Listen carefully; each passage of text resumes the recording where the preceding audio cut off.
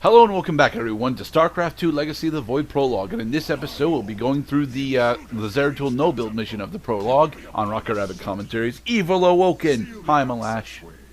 I will contact the Master. The Master. The blade of Amon wills. That is a really large telephone. Zeratul, the Tal'Darim are retaliating. Hybrid are Yes, and by retaliating, I mean that he is speaking with his Skype friends. I mean Amon. Access way has been sealed. The Tal'Darim likely suspect an intrusion. Talis, build more void rays. are engaged with the enemy. You will have to continue on alone for now. I will do my best to monitor your movements. Don't worry about my movements, just build more void rays. Press on. The fate of our galaxy depends on it. Who farted? Now, the reason why we're given Stalkers in this mission is the exact same reason why during the Zeratul no-build mission during Wings of Liberty we were given Stalkers. Both Zeratul and the Stalkers have access to the really powerful Blink ability. However, as will come to be a problem throughout this mission, because of how Blink works on an individual unit basis, that can happen a lot, where your units are not tightly grouped enough to where they end up accidentally staying behind when you attempt to cast Blink as a large group. Ugh. Cannon will reveal my presence, but if I enshroud us in void armor, we will be protected. So yes, cast Void Armor, then Blink. Void Armor is interesting in that it effectively mitigates all damage for approximately, I think it's 20 seconds. For all of your units that are affected by it. Blink. Unimmortal.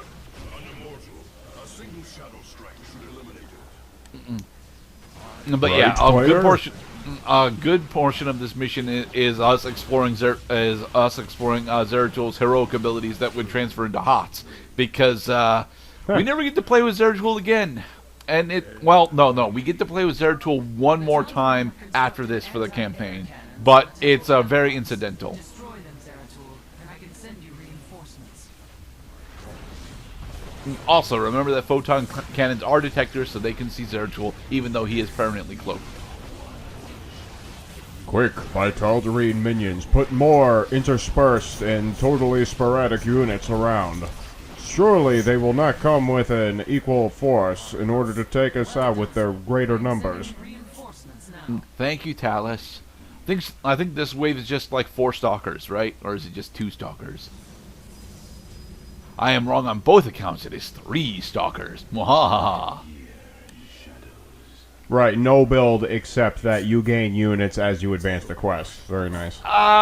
You can gain units as you advance the quest if you want to. To be perfectly honest, because taking down the cannons is a bonus objective, you do not have to do it at all. And in fact, the speedrun for this mission pretty much just uses Zeratul on his own. I believe they use the Stalkers as meat shields, and that's it. Because despite the fact that there are several forced combat encounters in here, Zeratul can get through a majority of them because he gets a little bit more vision than he's supposed to have, so he can just blink past everything. Another chasm. My blink should be as effective as shutting my eyes. Na na na na na. Ha ha ha ha ha. You can't see me.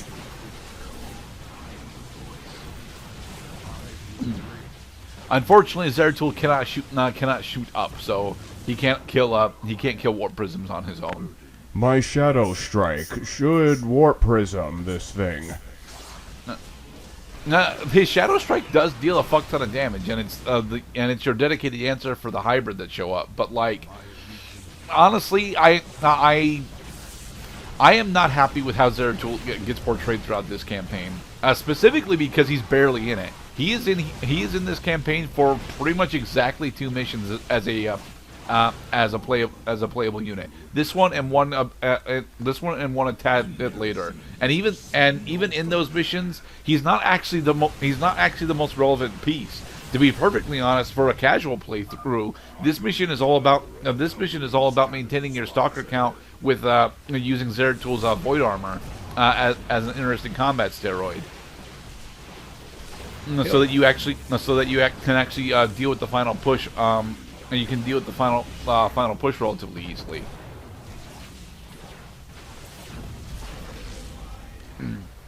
So he's not quite the Kerrigan of this playthrough. In other words, he is not the Kerrigan. In fact, we don't get a Kerrigan in this playthrough. We get a bunch of hero units for exactly one-ish mission, like one-ish missions.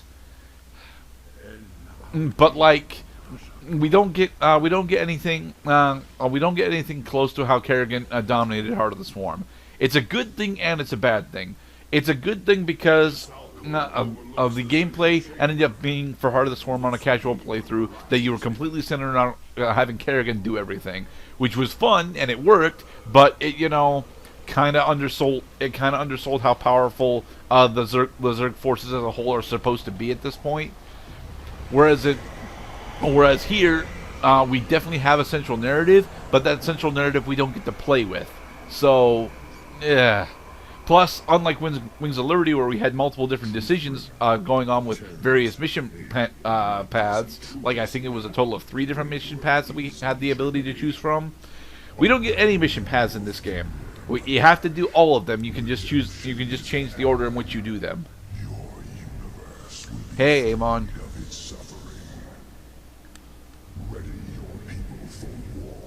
And await my command. Amon has a very good voice. Which is weird, because he shouldn't have any kind of English voice, but oh well. The Tal'Darim follow Amon to war. We are too late. Not even my Shadow Strike will stop what is coming to us all. Using it to communicate with Amon. Yes, and if we destroy it, we can delay Amon's forces long enough to warn our Talis. How? I will see it done.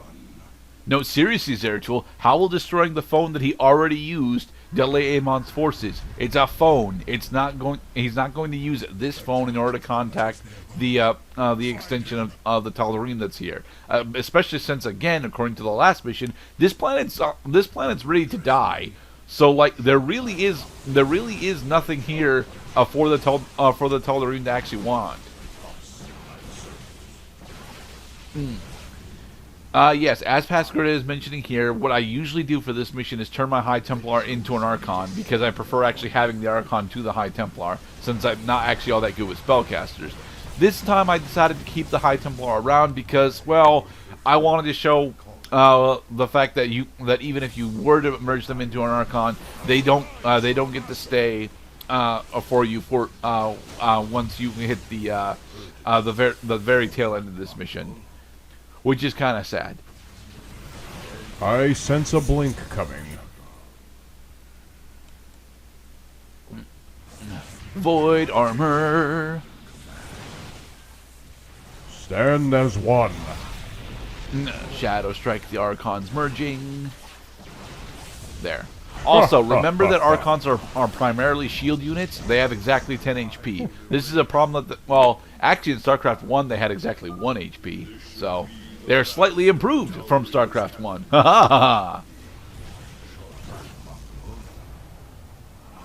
There is an achievement that I'm attempting to show off as we're going through this, where you, if you manage to keep all of your stalkers alive. Unfortunately, this stalker did not get hit by my void armor cast, although he did manage to stay alive. So, woot! I should blink over there? Zeratul and their stalkers now, but yes, Zeratul, go kill the cannon. Thank you. The particle cannons have been destroyed, and I am sending you the last of our available forces. Fight with honor, brothers. And she gives us 2 more High Templar and 2 more stalkers. Yay! Yay. But our force is so fucking tight in these small corridors. So tight. Micromanagement skills will even improve the usefulness outside of the Shadow Strike quarters.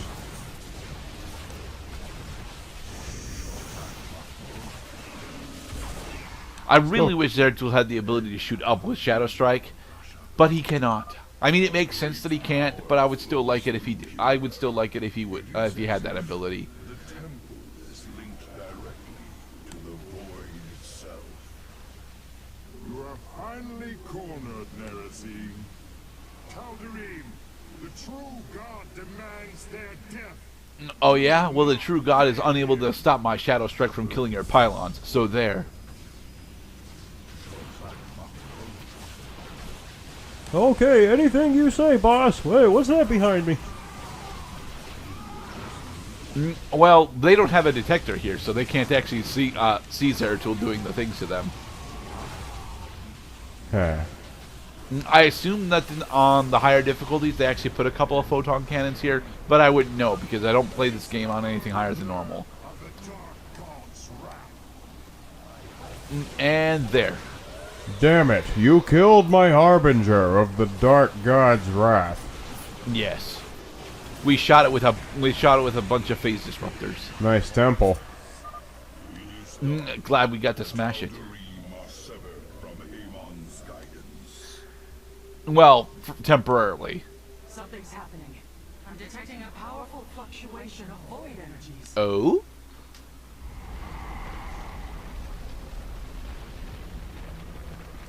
It's the ghost of Shaft. The keystone shall usher you unto hope. It's not all that clear here, but yeah, that's supposed to be that's supposed to be an improved Tassalar's model from Starcraft 1. Huh. Talis, I have been granted a vision from beyond, the answer to our salvation. And I gave it to Jim Raynor like 2 years ago or some shit. Wonder where it is now.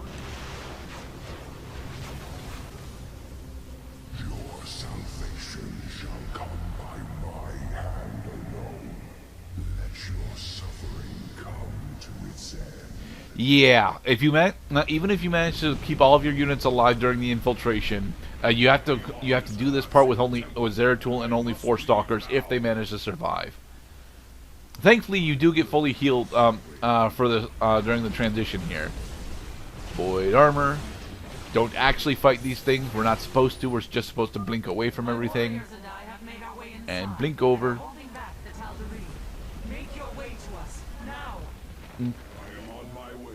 He set the self-destruct timers for 4 minutes and 35 seconds. He really pushed it. Void armor. Activate void armor, past Gurdet. Thank you. This archway has collapsed. I must find another exit quickly. The big problem with actually, it is possible to keep all 4 of your stalkers alive here. I do not know how to do it. I'm pretty sure there's an achievement for it, like under the anniversary mastery achievements, perhaps. But like, I'm relatively certain that I have not gotten that one. Haha, you can't follow me because you don't have blank. No, but we have to actually fight some of the enemies here in order to survive long enough to blink over to the next chasm. Now would be a good time to blink. There we go. Blink. Blink away. More hybrid. The only thing that Zeratul cannot win is a staring contest. This pathway is clear. Talis, I am nearly upon you. No! Our stalker, it has died. Well, yeah, I got swallowed up in dudes. Move quickly, Zeratul. I am detecting your signal now. Yes. They only seem to have unit speed equal to our own. That means as long as we are not obstructed. There we go. No, god damn it. Zeratul. Make your escape. I will deal with the Tal'Darim. There must be another way. No, Zeratul. Talis has to sacrifice herself because we can't have that many Protoss forces, floating around during post-game. Damn it. Well, we got 3 of our 4 stalkers out. To hell with the stalkers. We're on a field trip now. And so Talis dies, ensuring that Zeratul gets out. Let's see. Yeah, we didn't lose any units during infiltration, and we got all the particle cannons. So, Yeah. and we killed 23 units with Shadow Strike. We got all the achievements for that level. My Shadow Strike will appear on your statistics at the end of the mission. fully realized, and through a great sacrifice, we have been given hope McDonald's will one day sell meat and bean burritos. that may aid us in averting eternal desolation. A burger that contains 0% beef. Now that is impossible. No, that's a tofu burger. I've never had tofu burgers. Are they any good? I mean, soybeans, pea protein. I think pea protein makes a more convincing burger. Amon's wrath engulfs the galaxy. And in the next episode, we will start Legacy of the Void proper. Be safe, everybody.